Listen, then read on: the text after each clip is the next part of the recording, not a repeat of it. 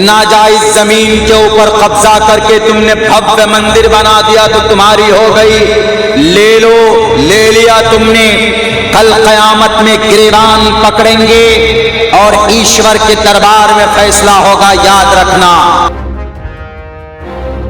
قیامت کی صبح تک ہم نہیں بھولیں گے، وہ زمین ہماری تھی، وہ جگہ ہماری تھی، اور جب ایک مرتبہ کسی زمین پر، پاک اور پوتر زمین پر اللہ کی مسجد بن جاتا ہے، بن جاتی ہے،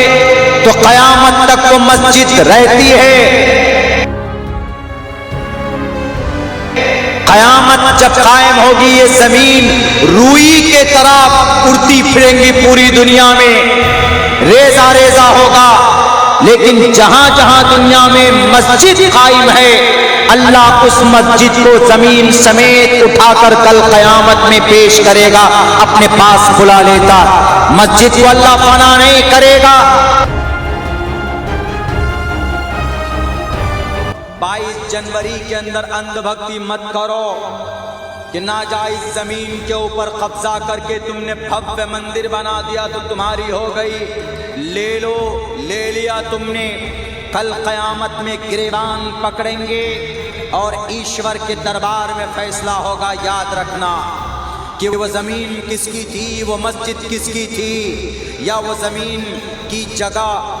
وہ مسجد کی جگہ تھی اصل میں کہ مندر کی جگہ تھی۔ دنیا میں تو وسائل تمہارے، دنیا میں فیصلہ کرنے والے چور لٹیرے جن کو تم نے خرید لیا ہے، اور خرید کر انہوں نے تمہارے حق میں فیصلہ دیا، ہم نے صبر کر لیا، لیکن قیامت کی صبح تک ہم نہیں بھولیں گے، وہ زمین ہماری تھی، وہ جگہ ہماری تھی، اور جب ایک مرتبہ کسی زمین پر، پاک اور پوتر زمین پر اللہ کی مسجد بن جاتا ہے، بن جاتی ہے، تو قیامت تک وہ مسجد رہتی ہے۔ قیامت جب قائم ہوگی یہ زمین روئی کے طرح اڑتی پھریں گی پوری دنیا میں، ریزہ ریزہ ہوگا، لیکن جہاں جہاں دنیا میں مسجد قائم ہے اللہ اس مسجد کو زمین سمیت اٹھا کر کل قیامت میں پیش کرے گا، اپنے پاس بلا لیتا۔ مسجد کو اللہ فنا نہیں کرے گا۔ تمہارے ہمارے مسجدوں کے اینٹوں کو توڑنے اور شہید کرنے والوں، یاد رکھنا اللہ کا دربار جب لگے گا، جب اللہ تبارک و تعالیٰ کہے گا لمن الملک اليوم للہ الواحد القہار،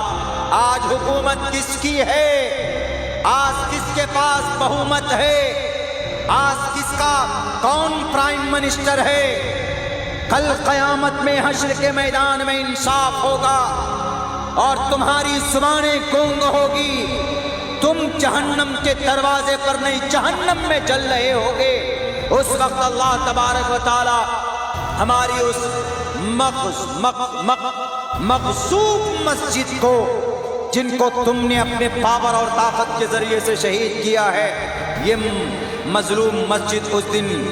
کل قیامت میں چیخ چیخ کر تمہارے ظلم و ستم کے رودات کو سنائیں گے۔ آج تم جشن مناتے ہو